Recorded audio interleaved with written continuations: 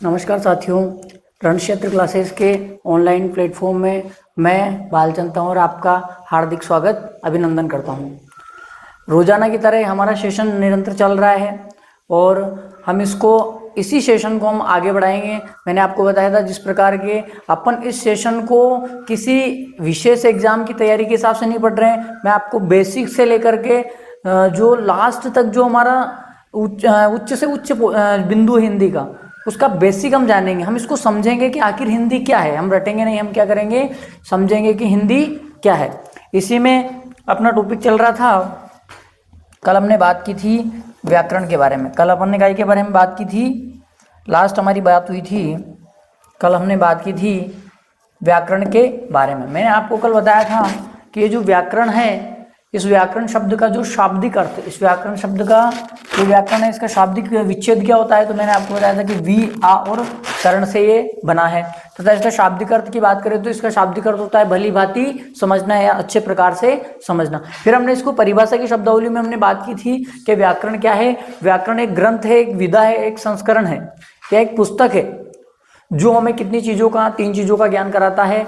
शुद्ध उच्चारण, शुद्ध लेखन तथा शुद्ध प्रयोग। इन 3 चीजों का ज्ञान जो पुस्तक हमें कराती है उसको हमने क्या नाम दिया था, उसको हमने व्याकरण का नाम दिया था। इससे थोड़े और आगे हम बढ़े थे तो मैंने आपको बताया था कि ये जो हिंदी व्याकरण है, इसको हम कितने भागों में बांट के पढ़ेंगे। इसको हम 3 भागों में बांट के पढ़ेंगे, है ना। इसको हम कितने भागों में बांट के पढ़ेंगे, 3 भाग। वो कौन से,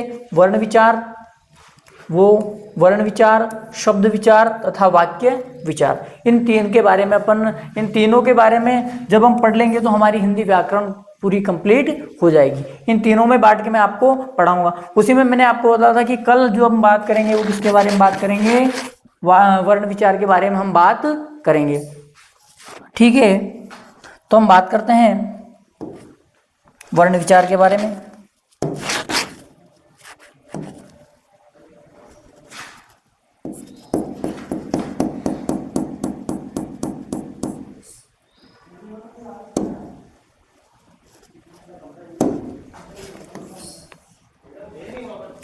तो अब हमारा टॉपिक जो आज हम शुरू करेंगे वो है पहला वर्ण विचार।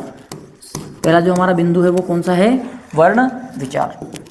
पहला अंग कह सकते हैं अपन इसको व्याकरण का, क्योंकि मैंने आपको बताया था कि व्याकरण के कितने अंग हैं। व्याकरण के 3 अंग हैं, जिसमें हम पहले अंग की बात करेंगे, वर्ण विचार। देखिए वर्ण विचार, अब इसको जानने से पहले एक तो वर्ण और एक विचार, इसमें कितने शब्द हैं, इसमें 2 शब्द हैं, एक तो वर्ण और एक विचार। वर्ण विचार जो वाक्य का पहला अंग है, व्याकरण का पहला अंग है। वर्ण विचार जो व्याकरण का पहला अंग है। विचार आप जानते हो, विचार का मतलब किसी भी चीज के बारे में जानकारी है, उसके बारे में अपन डिस्कस करते हैं, हम कोई निर्णय लेते हैं या फिर कोई 2 व्यक्ति मिलकर बातचीत करते हैं, उसको क्या कहते हैं हम, विचार। सामान्य बात में कि हमने इस बात पे विचार किया, आज हम इस बात पे विचार करेंगे, है ना, वो तो हो गया विचार। और किसके बारे में विचार करना है अपने को, वर्ण के बारे में। किसके बारे में विचार करना है अपने को, वर्ण के बारे में। किसके बारे में, वर्ण के बारे में। तो अपन अगर इस वर्ण विचार की अगर परिभाषा अगर बनाना चाहे तो अपन कह सकते हैं कि व्याकरण का वह अंग जो हमें कितनी चीजों का, ये भी हमें 3 चीजों का ज्ञान कराएगा। लेकिन 3 चीजों कौन सी, व्याकरण का वह अंग, चलो मैं लिख देता हूं, व्याकरण का वह अंग जो हमें किसके बारे में, वर्ण के बारे में, जो हमें वर्णों के जो हमें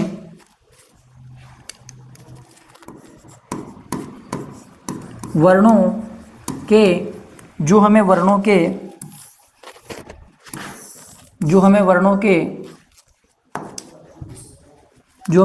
के शुद्ध लेखन, वर्णों के वही 3 चीजें, शुद्ध उच्चारण, शुद्ध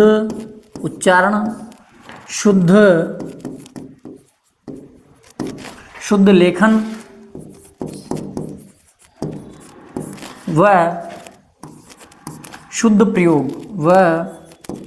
शुद्ध प्रयोग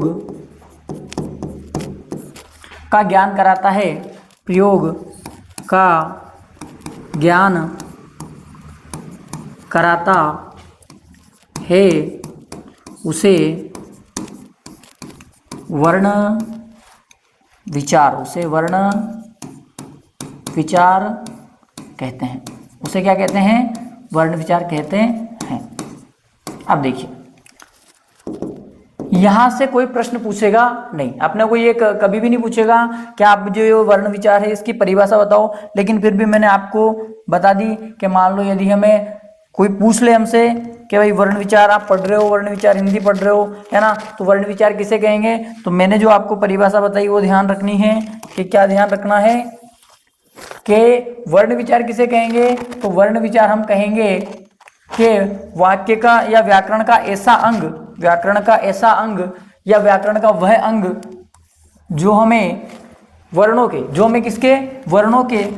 बारे में 3 चीजें बताएगा। ये भी वर्णों के बारे में कितनी चीजें बताएगा? 3। क्या क्या? वर्णों का शुद्ध उच्चारण, उसका शुद्ध लेखन और वर्णों का शुद्ध प्रयोग। मतलब वर्णों को शुद्ध कैसे बोला जाए, उनको शुद्ध कैसे लिखा जाए तथा उनका शुद्ध प्रयोग कैसे किया जाए। ये जो अगर हमें व्याकरण का कोई अंग बताएगा वो कौन सा कहलाएगा? वर्ण विचार। वो हमें क्या कहलाएगा? वर्ण विचार। हमने कल पढ़ा था कि व्याकरण के जो अंग है वो 3 है। व्याकरण के अंग कितने हैं? 3। कौन कौन से? वर्ण, शब्द और वाक्य। व्याकरण के कितने अंग हैं? 3 अंग। कौन कौन से? एक वर्ण है, एक शब्द है और एक वाक्य है। अब देखो विचार के बारे में, वर्ण विचार के बारे में पूरा पता चल गया अपने को कि वर्ण विचार में क्या होगा कि व्याकरण का वह अंग जो वर्णों की शुद्ध उच्चारण, शुद्ध लेखन तथा शुद्ध प्रयोग का ज्ञान कराएगा। लेकिन हमें पता होना चाहिए कि भाई ये तो ठीक है कि वाक्य विचार जो है इसका शुद्ध उच्चारण, शुद्ध लेखन और शुद्ध प्रयोग का ज्ञान कराएगा। लेकिन हमें जानना है कि ये वर्ण क्या होता। हमें क्या जानना है कि भाई ये वर्ण क्या होता है। भाई वर्ण को नहीं जानेंगे तो हम उसका शुद्ध लेखन, शुद्ध उच्चारण और उसका शुद्ध प्रयोग कर ही नहीं सकते। तो हमें ये जानकारी होनी चाहिए कि वर्ण क्या होता है। तो हम जानेंगे कि मैंने आपको बताया था कि व्याकरण के अंग कितने हैं। तो व्याकरण के अंग 3। कौन कौन से? वर्ण, शब्द और वाक्य। देखिए, वर्णों से मिलकर क्या बनता है? शब्द। वर्णों से मिलकर क्या बनता है? शब्द। ध्यान दीजिए कि ये जो वर्ण है, इन वर्णों से मिलकर क्या बनेगा? शब्द। और इस शब्द से मिलकर क्या बनेगा? वाक्य। भाई वर्णों से मिलकर शब्द बनेगा, शब्द से मिलकर क्या बनेगा? वाक्य बनेगा। अब ये वर्ण कैसे बना? ये वर्ण कैसे बना? अब हमें पता करना है कि ये वर्ण कैसे बना। भाई हमको पता है कि वर्णों से मिलकर क्या बनेगा? शब्द। शब्द से मिलकर क्या बनेगा? वाक्य बनेगा। लेकिन ये वर्ण कैसे बना? अब ध्यान से सुनना है। प्रश्न कहां से पूछा जाता है वो मैं आपको बताऊंगा, लेकिन उससे पहले अपने को इसका जो बेसिक है वो हमें ध्यान रखना है। इसका जो मूल रहस्य वो अपने को पता होना चाहिए। देखिए, मैंने बताया कि वर्ण बनता है शब्द से, वर्ण से शब्द बनता है, शब्द से वाक्य बनता है। वर्ण बनता है ध्वनि से। वर्ण किससे बनता है? ध्वनि से। वर्ण किससे बनता है? ध्वनि से। कि ध्वनि से कैसे? जैसे मैंने मान लो ध्वनि, अब समस्या यही है कि ध्वनि किसको कहते हैं? ध्वनि किसको कहते हैं? जैसे मान लो मैंने आपके सामने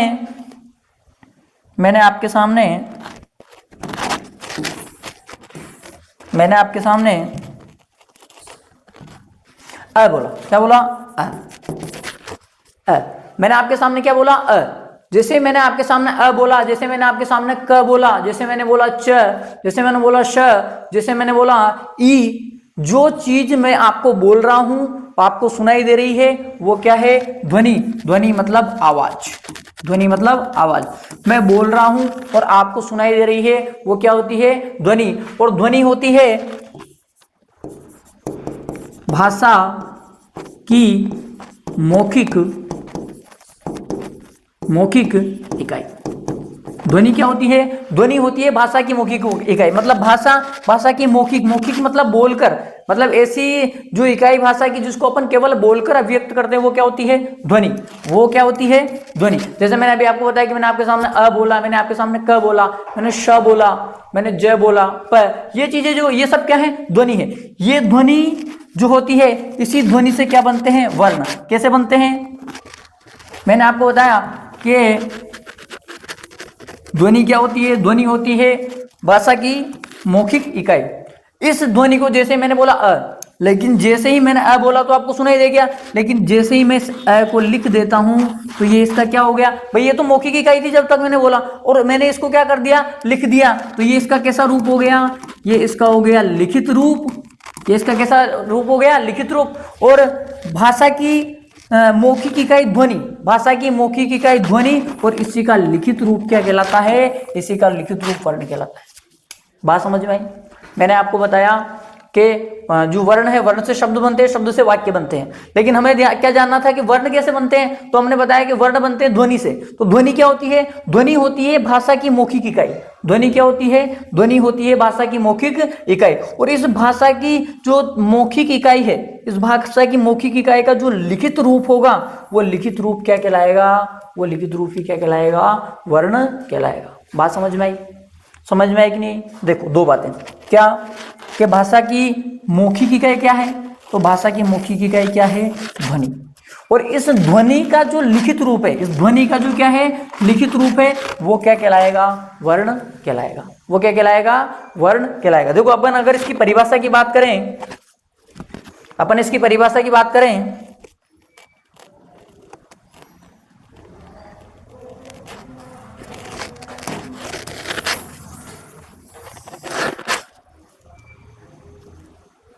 अगर अपन इसकी परिभाषा की बात करें तो वर्ण क्या आएगा हमारे सामने, वर्ण। अगर अपन इसकी परिभाषा की बात करें तो वर्ण, वर्ण की परिभाषा की अगर अपन बात करेंगे तो वर्ण क्या होते हैं। मैंने अभी आपको बताया कि भाषा की सबसे छोटी मौखिक इकाई। देखो भाषा की सबसे छोटी मौखिक इकाई, भाषा की सबसे छोटी मौखिक इकाई। अब मैंने आपको बताया कि भाषा की सबसे छोटी मौखिक इकाई क्या है। अभी अपन ने बात की कि भाषा की सबसे छोटी मौखिक इकाई क्या है, भाषा की सबसे छोटी मौखिक इकाई वो क्या है, ध्वनि। तो मैं कोष्टक में लिख देता हूं, भाषा की सबसे छोटी मौखिक इकाई के लिखित रूप को, भाषा की सबसे छोटी मौखिक इकाई के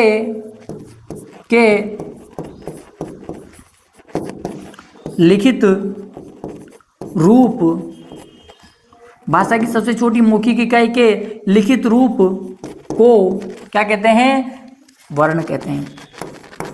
क्या कहते हैं, वर्ण कहते हैं, कहते हैं।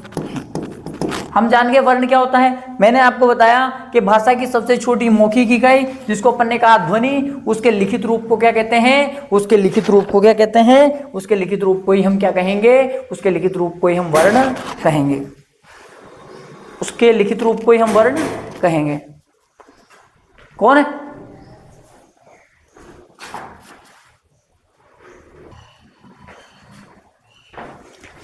तो हम बात कर रहे थे वर्ण किसे कहेंगे, तो भाषा की सबसे छोटी मौखिक इकाई ध्वनि के लिखित रूप को क्या कहते हैं, वर्ण कहते हैं। अब देखिए यहां से प्रश्न कैसे पूछा जाएगा, ये तो हमने वर्ण के बारे में जान लिया है ना।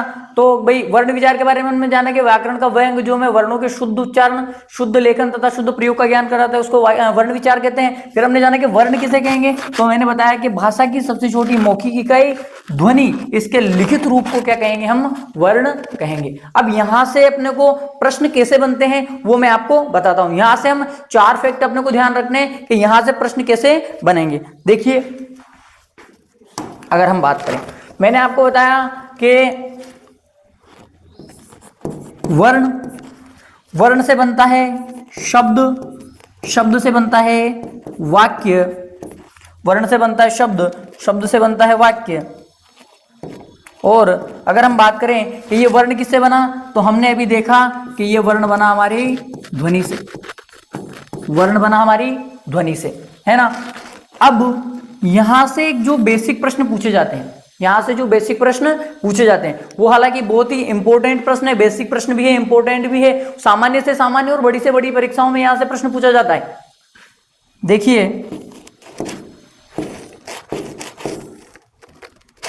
अब देखिए यहां से प्रश्न कैसे बनेंगे, तो पहला प्रश्न तो यही बनता है कि अगर आपके सामने पहला प्रश्न आ जाए, हमने इसको क्या कहा, ध्वनि क्या है, भाषा की मौखिक इकाई, भाषा की मौखिक इकाई, भाषा की मौखिक इकाई ध्वनि है, भाषा की मौखिक इकाई क्या है, ध्वनि है।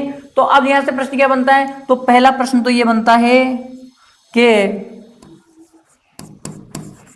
भाषा की सबसे छोटी,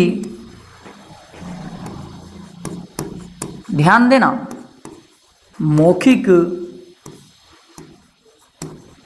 इकाई, भाषा की सबसे छोटी मौखिक इकाई। तो अपना उत्तर क्या आएगा कि जिसे अपने से पूछे कि भाषा की सबसे छोटी मौखिक इकाई, तो सबसे छोटी मौखिक इकाई कौन सी है? ध्वनि। तो हमारा उत्तर क्या हो जाएगा? तो कोई उनसे पूछे कि भाषा की सबसे छोटी मौखिक इकाई कौन सी इकाई, ध्यान रखना, भाषा की सबसे छोटी मौखिक इकाई किसे कहेंगे? तो भाषा की सबसे छोटी मौखिक इकाई जो है हमारे सामने क्या होती है? ध्वनि होती है। आपसे कोई पूछ ले कि भाषा की सबसे छोटी मौखिक इकाई कौन सी है, तो भाषा की सबसे छोटी मौखिक इकाई कौन सी है? ध्वनि है। अब आगे दूसरा जो यहां से फैक्ट बनता है वो बनता है भाषा की सबसे छोटी लिखित इकाई, भाषा की सबसे छोटी लिखित इकाई। अब हमारा उत्तर क्या होगा? हमने जब वर्ण की परिभाषा बनाई थी, तब हमने पढ़ा था कि भाषा की सबसे छोटी इकाई कौन सी होती है? ध्वनि। और हमने पढ़ा था कि भाषा की सबसे छोटी मौखिक इकाई के लिखित रूप, मतलब इस जो ध्वनि का जो लिखित रूप है वो क्या होगा? वर्ण होगा। तो भाषा की सबसे छोटी लिखित इकाई कौन सी होगी? तो सबसे छोटी लिखित इकाई कौन सी होगी?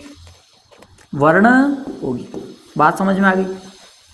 ये सीधे सीधे प्रश्न पूछे जाते हैं कि आप आपसे पूछ ले कि भाषा की सबसे छोटी मौखिक इकाई कौन सी है, तो भाषा की सबसे छोटी मौखिक इकाई तो कौन सी है? ध्वनि। भाषा की सबसे छोटी मौखिक इकाई कौन सी है? ध्वनि, है ना। आपसे कोई पूछे कि भाषा की सबसे छोटी लिखित इकाई कौन सी है, तो आपको बताना है कि भाषा की सबसे छोटी लिखित इकाई कौन सी है? भाषा की सबसे छोटी लिखित इकाई कौन सी है? वर्ण है। भाषा की सबसे छोटी लिखित इकाई कौन सी है? वर्ण है। बात समझ में आ गई? अब हम आगे बात करते हैं। ये दो प्रश्न तो आपके क्लियर हो गए कि भाषा की सबसे छोटी मौखिक इकाई ध्वनि और भाषा की सबसे छोटी लिखित इकाई वर्ण। लेकिन एक सामान्य प्रश्न अगर आपसे पूछ लिया जाए कि भाषा की सबसे छोटी इकाई कौन सी होती है, भाषा की सबसे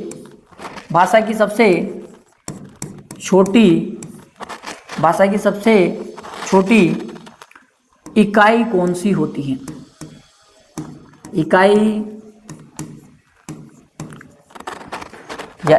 कौन सी है ना? भाषा की सबसे छोटी इकाई। देखिए अपन ने अभी तक क्या देखा कि अपने को क्या दे रहा था? कंडीशन। अपने को कंडीशन दे रहा था कि भाषा की सबसे छोटी मौखिक, जब भी मौखिक ऑप्शन में आ जाए तो हमारा उत्तर क्या हो जाएगा? ध्वनि। और उसने दूसरी कंडीशन दी थी हमें कि भाषा की सबसे छोटी लिखित इकाई दी थी, तो हमारा उत्तर क्या हो गया? वर्ण हो गया, है ना।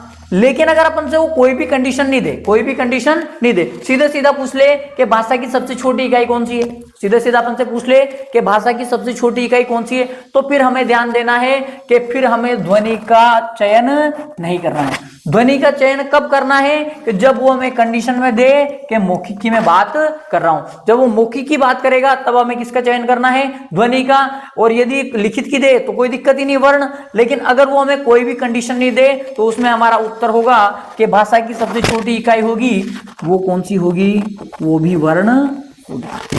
बात समझ में आ गई? भाषा की सबसे छोटी मौखिक इकाई ध्वनि, भाषा की सबसे छोटी लिखित इकाई वर्ण। और अगर कोई कंडीशन नहीं देके भाषा की सबसे छोटी इकाई पूछे तो वो भी हमारे सामने क्या होगी? वर्ण होगी। वो भी हमारे सामने क्या होगी? वर्ण। अब देखिए यहां तक की बात आई। अब अगला अपन से अगर यूं पूछे कि अर्थ के आधार पर, प्रश्न सुनना ध्यान से, अपन से पूछे कि अर्थ के आधार पर, किसके आधार पर? अपन से पूछे अर्थ के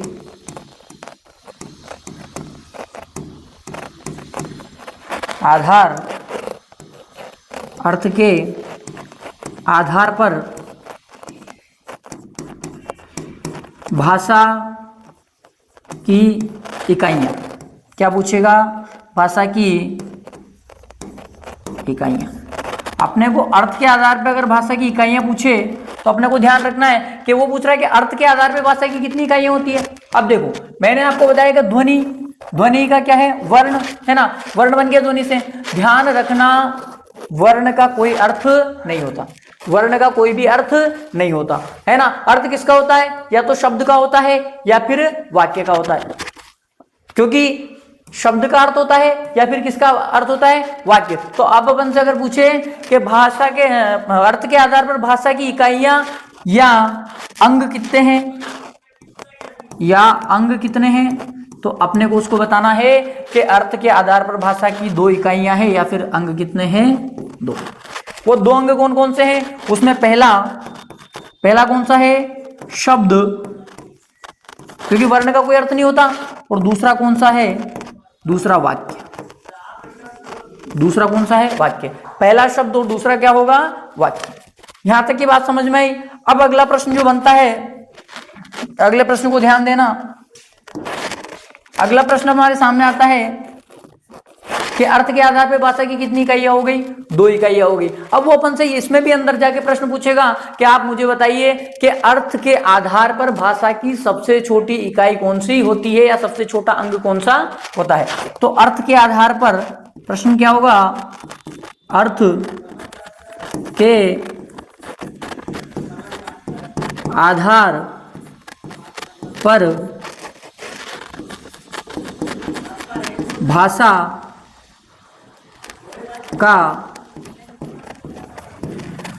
की सबसे छोटी इकाई, भाषा की सबसे छोटी इकाई, भाषा की सबसे छोटी इकाई। अर्थ के आधार पर भाषा की सबसे छोटी इकाई की अगर अपन बात करें, अर्थ के आधार पर भाषा की सबसे छोटी इकाई की हम बात करें, तो मैंने आपको बताया था, देखो मैंने अभी बताया कि ध्वनि होती है, वर्ण का कोई अर्थ नहीं होता, वर्ण का कोई अर्थ नहीं होता। अब इनमें देखिए कि अर्थ के आधार पर अपन ने लिखा भाषा कितने अंग होते हैं, 2 अंग। एक कौन सा है, शब्द, और दूसरा कौन सा है, वाक्य। अब मैंने आपको बताया था कि वर्ण से शब्द बनता है और शब्द से क्या बनता है, वाक्य बनता है। वर्ण से क्या बनता है, वर्ण से शब्द बनता है, वर्ण से क्या बनता है, ये वर्ण से बनेगा क्या, शब्द, और शब्द से बनेगा क्या, वाक्य। अब मेरे को बताओ, जब शब्द से वाक्य का निर्माण हो रहा है तो इसमें बड़ी कौन सी होगी, तो बड़ी से छोटी कौन सी होगी, छोटी शब्द होगी, और बड़ी कौन सी होगी, वाक्य। छोटी क्या होगी, शब्द, और बड़ी क्या होगी, वाक्य। तो हमारा उत्तर आ गया कि अपन से कोई पूछे कि अर्थ के आधार पर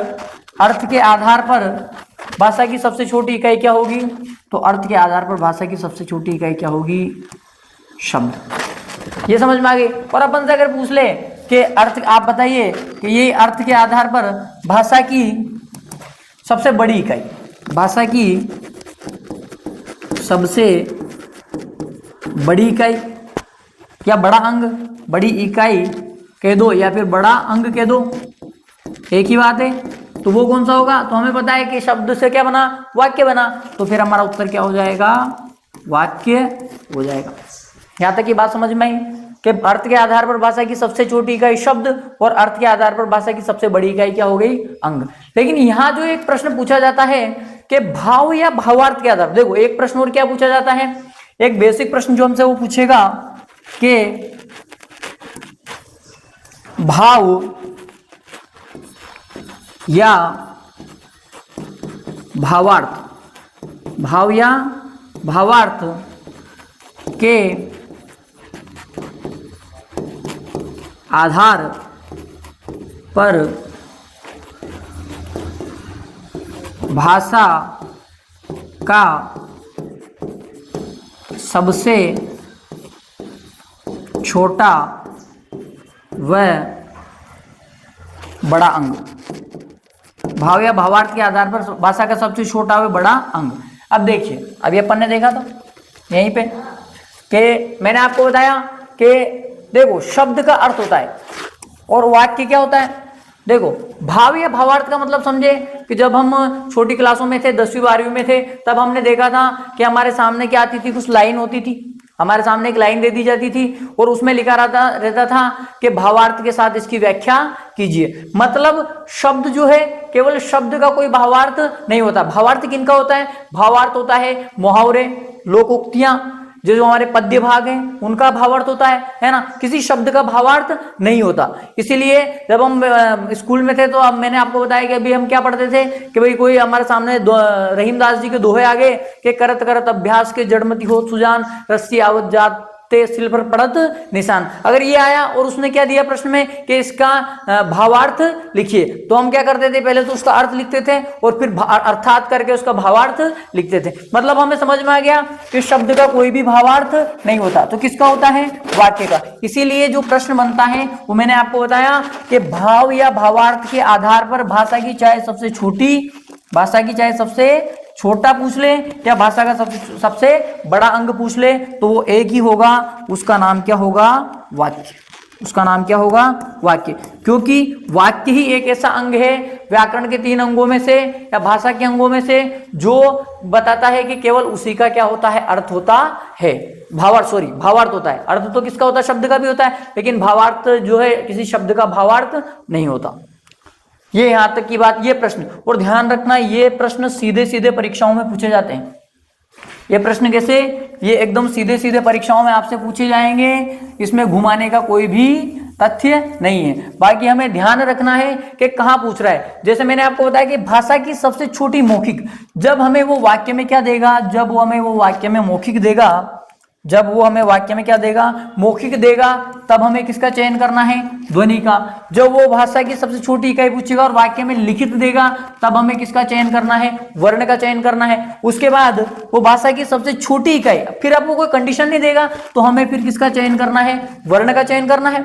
उसके बाद यदि अर्थ के आधार पर वो भाषा की अपन से अंग पूछे, तो मैंने आपको बताया था कि वर्ण का कोई अर्थ नहीं होता, अर्थ के आधार पर अंग कितने, दो कौन कौन से, एक शब्द हो गया और एक क्या हो गया, वाक्य। अब वो इसमें से भी अपन से पूछेगा कि अर्थ के आधार पर भाषा का सबसे छोटा अंग कौन सा है, तो दोनों में से मैंने आपको बताया कि ये जो शब्द बनता है ना, शब्द से वाक्य बनता है ना, तो सबसे बड़ा छोटा कौन सा हो गया, शब्द, और बड़ा कौन सा हो गया, वाक्य। फिर एक और प्रश्न उसने पूछा अपन से, जो हमने आगे लिखा कि भाव या भावार्थ के आधार पर, इसको स्पष्ट ध्यान रखना भाई, विशेष है, इसको ध्यान रखना कि भाव या भावार्थ के आधार पर भाषा का सबसे बड़ा अंग पूछ ले या सबसे छोटा अंग पूछ ले, तो हमारा उत्तर क्या होगा, हमारा उत्तर क्या होगा, वाक्य। क्यों, क्योंकि हम जानते हैं कि केवल एक ही ऐसा अंग है भाषा का जिसमें क्या होते हैं, जिसका भावार्थ होता है, क्योंकि शब्द का कोई भी भावार्थ नहीं होता है। यहां तक कि ये हमारी बेसिक बातें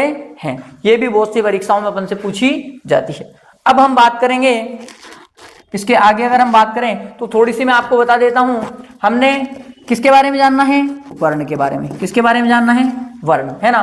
अब वर्ण की परिभाषा अपने को पता चल गई। वर्ण की परिभाषा क्या पता चली, हमें पता है कि भाषा की सबसे छोटी मौखिक इकाई के लिखित रूप को हम क्या कहेंगे, वर्ण कहेंगे, ये हम जान गए, ये हमने अभी लिख लिया। अब यहां से जो प्रश्न आता है, अगला प्रश्न जो यहां से बनता है वो बनता है इसके प्रकार के बारे में। किसके बारे में, प्रकार के बारे में। अपन से पूछेगा कि वर्ण के कितने प्रकार हैं, तो हम उसे बताएंगे कि वर्ण के साहब कितने प्रकार होते हैं, वर्ण के 2 प्रकार होते हैं।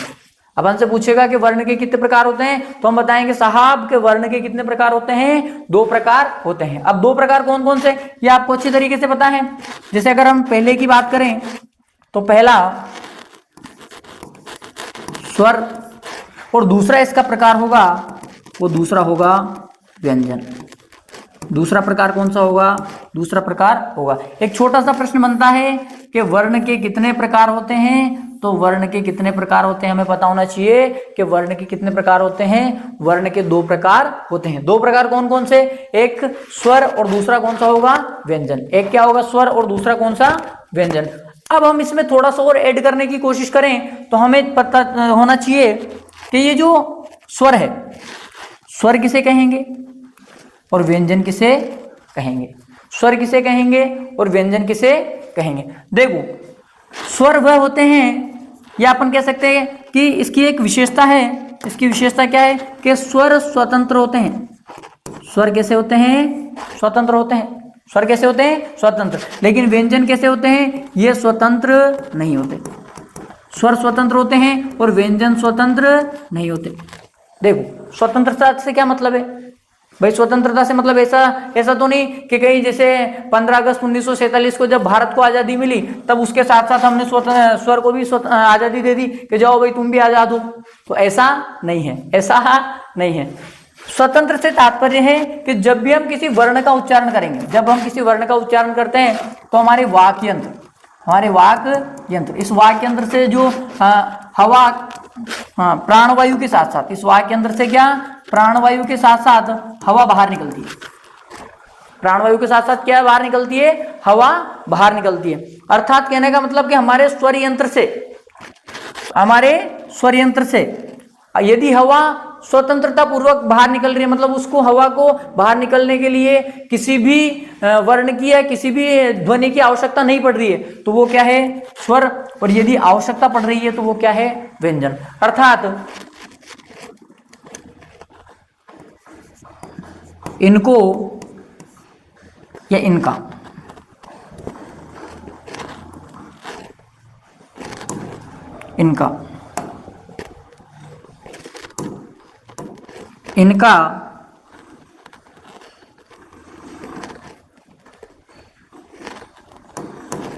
इनके उच्चारण में किसी की सहायता नहीं। मतलब ये है कि इनका आप उच्चारण करोगे ना तो इनका उच्चारण करने में आपको किसी भी वर्ण की सहायता नहीं लेनी है ना। और ये किसे, दूसरे वर्ण की सहायता से उच्चारित। आप समझ लीजिए, अभी कल इसके बारे में अपन बेसिक लिखेंगे, है ना। तो दो चीज ध्यान रखनी है कि वर्ण के कितने प्रकार, वर्ण के दो प्रकार, कौन से, स्वर और एक व्यंजन। स्वर क्या होते हैं, स्वतंत्र होते हैं, है ना, तथा व्यंजन क्या होते हैं, ये स्वतंत्र नहीं होते। स्वतंत्र का मतलब क्या है कि मैंने आपको बताया कि जब हम किसी भी ध्वनि का उच्चारण करते हैं तो हमारे वाग यंत्र से, मतलब हमारे वाग यंत्र क्या, हमारे वाग यंत्र से जो है हवा बाहर निकलती है। और यदि वो हवा बिना किसी रोक टोक के, बिना किसी की सहायता के अगर स्वतंत्र रूप से उच्चारित हो रही है तो वो कौन सी होगी, स्वर। और यदि किसी की आवश्यकता पड़ रही है तो वो कौन सा होगा, व्यंजन होगा। मैंने कहा कि इनके उच्चारण में किसी भी वर्ण की सहायता नहीं ली जाती, मतलब स्वतंत्र स्वर जो होते हैं उनके उच्चारण में हमें किसी दूसरे वर्ण की आवश्यकता नहीं पड़ती, जबकि व्यंजन के उच्चारण में हमें दूसरे वर्ण की आवश्यकता पड़ती है। और वो दूसरा वर्ण क्या होता है, वो दूसरा वर्ण स्वर होता है। अर्थात कह सकते हैं कि स्वर जो होते हैं इनको किसी की आवश्यकता नहीं है, और व्यंजन जो होते हैं कि व्यंजन वो व्यक्ति है जो दूसरे की आवश्यकता या दूसरे की सहायता से क्या करता है, कार्य करता है, या इसको काम करने के लिए दूसरे की जरूरत पड़ती है। जैसे एक बेसिक सा उदाहरण देखो आप, जैसे मैंने बोला आ, री, ए, आई, ओ, बोला। अब देखिए ये मैंने स्वतंत्र बोला एकदम, लेकिन जब भी मैं क बोलता हूं, जब भी क्या बोलता हूं, क, जब भी मैं क्या बोलता हूं, क, इसमें मेरे को अ की आवाज सुनाई देती है। जैसे मैंने बोला क, समझे क्या, क में काय की लास्ट में आवाज क, तो किसकी आवाज सुनाई देगी, अ की आवाज सुनाई देगी। अर्थात ये किसकी सहायता से बोला जा रहा है, ये क किसकी सहायता से बोला जा रहा है, स्वर की सहायता से। अर्थात ये क्या है, स्वतंत्र नहीं, मतलब ये परतंत्र है, और स्वर क्या है, स्वतंत्र है। यहां तक की अपनी बात कंप्लीट होती है। इसके बाद अपन बात करेंगे हमारे अगले सेशन में। साथ में ही मैं आपको कहना चाहता हूं कि जैसे हमारी क्लासें रेगुलर है, हमारी क्लास क्या है, हमारी क्लास रेगुलर हो रही है ना। आप अधिक से अधिक बार इस क्लास को देखें।